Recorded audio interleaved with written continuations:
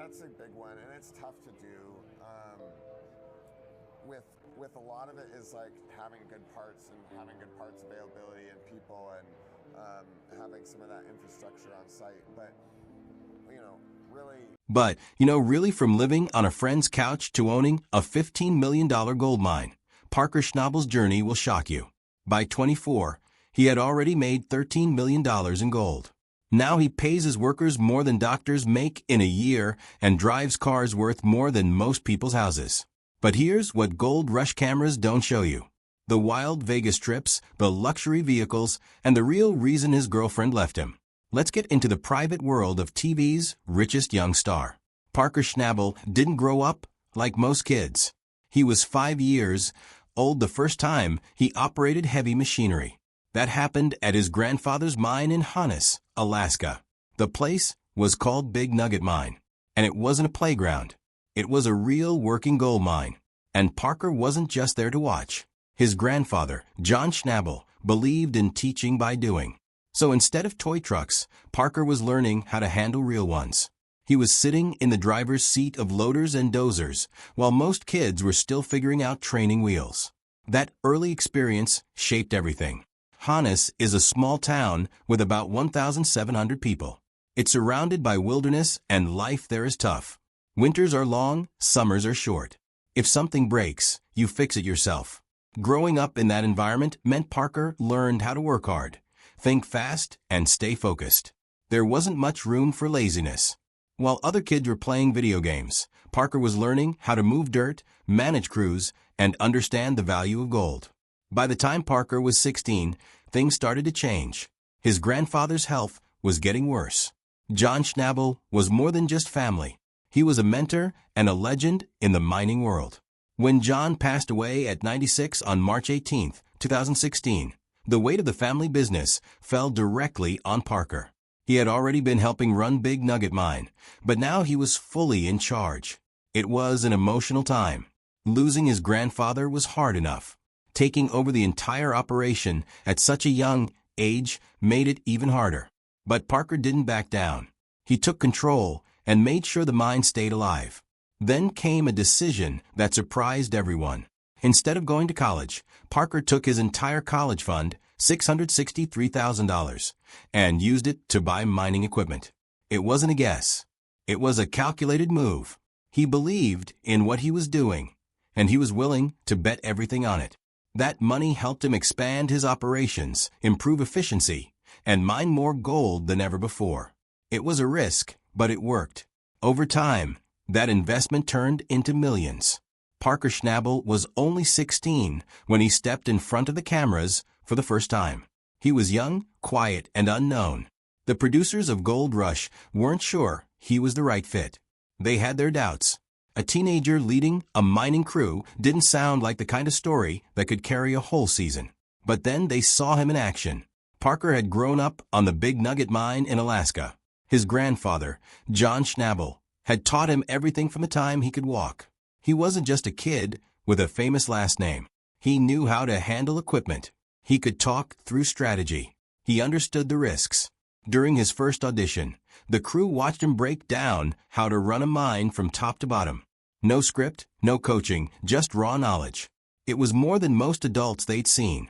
What really pushed things forward was how naturally he handled machines. At 16, he operated heavy equipment with steady hands. He knew what each piece did, how to use it, when to switch it out, and what could go wrong. He wasn't guessing. He was working. That kind of skill doesn't come from books. It comes from years in the dirt. The producers took a risk and signed him. That risk paid off.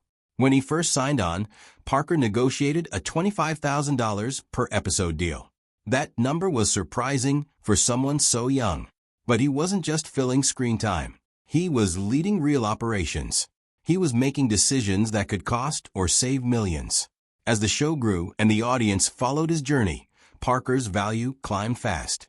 Eventually, he was making up to $100,000 per episode. Even with those numbers, Parker didn't start living like a celebrity. He didn't buy flashy cars or giant houses. He spent his money on the people around him, hunting trips, travel with his crew. He once said he'd rather spend on memories than on stuff. That mindset made him different. He was grounded in a way that stood out in reality TV. The job wasn't easy. Filming each season of Gold Rush took months.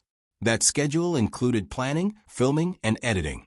For Parker, it meant spending most of his time on camera, on site, and under pressure. While most teenagers were focused on school or sports, Parker was leading full-scale mining operations in the middle of the Yukon. Parker Schnabel was still in his early 20s when he pulled off one of the most impressive gold hauls in modern mining. It happened in the Klondike, a place known for brutal weather, hard ground, and gold that's never easy to find. During one season, Parker and his crew managed to dig up $1,029 of gold. That much gold was worth over $1.7 million at the time. For someone his age, it wasn't just a personal win. It changed how people saw him in the entire mining world. That haul didn't happen by chance. Parker had to plan every move. He was leading a full team, running wash plants, keeping machines working nonstop, and all of it under the tight clock of a short mining season. It was grueling, but he kept things running. That kind of pressure breaks a lot of people. Parker made it look like he belonged there. He didn't just survive, he dominated. What made the moment even more powerful was the timing. Most people his age were sitting in college lecture halls or trying to land their first job. Parker was out in the cold, pulling more than $1 million out of the ground. That 1,029 haul wasn't just gold. It was proof that he understood the land, the risk, and the grind better than most people twice his age. This achievement became a turning point. It wasn't just big money. It made Parker a central figure on Gold Rush and showed that he wasn't just lucky. He was good. Viewers started to see him as more than a young guy with a shovel. He was becoming a serious player. That moment put him on a new path, and everything that came after started from that one season. Years later, Parker made a move that left even experienced miners stunned. He bought Dominion Creek for $15 million. At the time, he was only 28. Dominion was known for having massive potential, up to $200 million in gold still in the ground. But it also came with huge risks. To break even, Parker had to mine 10,000 ounces every season for 6 years. Missing that number would mean losing everything he poured into the deal.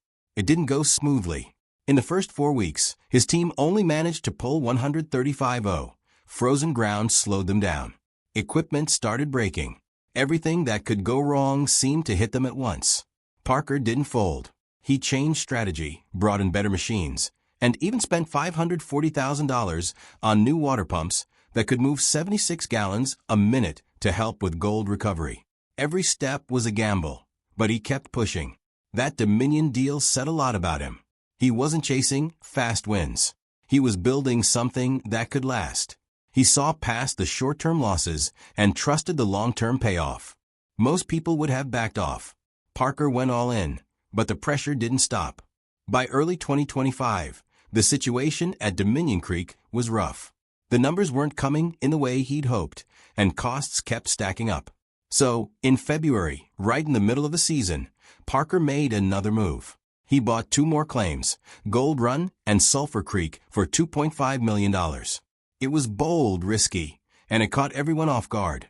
These claims weren't random picks. They had history. Gold Run and Sulphur Creek had been mined for over 100 years, and even after all that time, they still held solid gold. Just 2 days into mining one of the cuts at Sulphur Creek, the crew pulled out 141.650. That was the kind of result they hadn't seen all season. Morale started to shift. This decision wasn't easy. Moving wash plants and machines across 25 miles of rugged terrain took serious effort. The crew was split. Some thought it was brilliant. Others worried Parker was digging himself deeper into debt, but he stayed clear-headed. He said he'd already embraced the debt and was ready to face whatever came next, whether it was congratulations or regret. The purchase turned into one of the most dramatic moments of Gold Rush Season 15. It showed Parker wasn't done taking risks. Even when things looked like they were falling apart, he didn't back off. He doubled down. That move reminded everyone watching that his success didn't come from playing it safe. It came from making hard calls and living with the outcome. None of this would be as impressive if Parker hadn't already done something most miners only dream of. By the time he turned 24, he had pulled over $13 million worth of gold out of the ground. That kind of number is rare. Most people at that age are starting careers. Parker was already running one. His path started at his grandfather's big nugget mine in Alaska. He learned young, and by 18 he made a huge decision. He took the money that was supposed to pay for college and used it to lease land from Tony Beats in the Klondike. That single move shaped his entire future. He started building his own team, running his own site, and learning everything about the job, geology, equipment, and leadership. He didn't spend his money the way most young millionaires might. No big houses, no sports cars. Instead, he poured it back into his operation. He bought better equipment, expanded to new ground, and focused on long-term growth. Every season, he tried to get better. That focus is what kept him ahead. Parker Schnabel was just 18 when he walked away from his family's big nugget mine in Alaska and headed for the Klondike. Instead of using his college fund to go to school, he used it to start a mining operation. The first person he turned to was Tony Beats. At the time, Tony was already a legend in the mining world. Parker needed ground to mine, and Tony had what he needed. They struck a deal, and it became Parker's first real move as an independent miner. But the deal came with a price. Tony saw that Parker was young and inexperienced, and he took full advantage. The royalty structure looked simple at first, 15% on the first 1,500 ounces. But every 1,500 ounces after that came with a 5% increase. By the time Parker hit 6,000 O, he was paying 25%. He didn't fully understand how bad the deal was until Season 8, when he had to stop mining right at 6,000 O just to avoid going broke. In Season 9, Parker made clear how bad it had gotten. On 8,000 ounces, we give Tony Beats almost $2 million, he said. And frankly, I'd go broke doing that. When Parker tried to renegotiate, Tony didn't budge. That refusal pushed Parker to get creative. He came up with a plan to reset the royalty count. Every time his crew got close to the 1,500 ounce mark, they would switch wash plants. That way, Tony couldn't track the total in one straight line. It was a loophole, but it worked. Then came the moment that turned their quiet tension into an open war. In March 2017, during Season 8, Tony found out Parker had been moving dirt from another claim through Tony's ground to avoid higher royalty payments. Tony saw rock trucks sneaking through his yard and immediately shut everything down. He stormed into Parker's operation in front of the cameras and let loose. "All week you have been sneaking through the yard with rock trucks," Tony yelled. "The contract states that while you're leasing the ground from us, that's the only material you're going to." Parker didn't back down. He called Tony out for being greedy. "You'll get over $1 million this year. All you have to do is sit back and make money." When Tony said that wasn't enough, Parker snapped. "Then you can go yourself." That line turned their feud into one of the most explosive in gold rush history.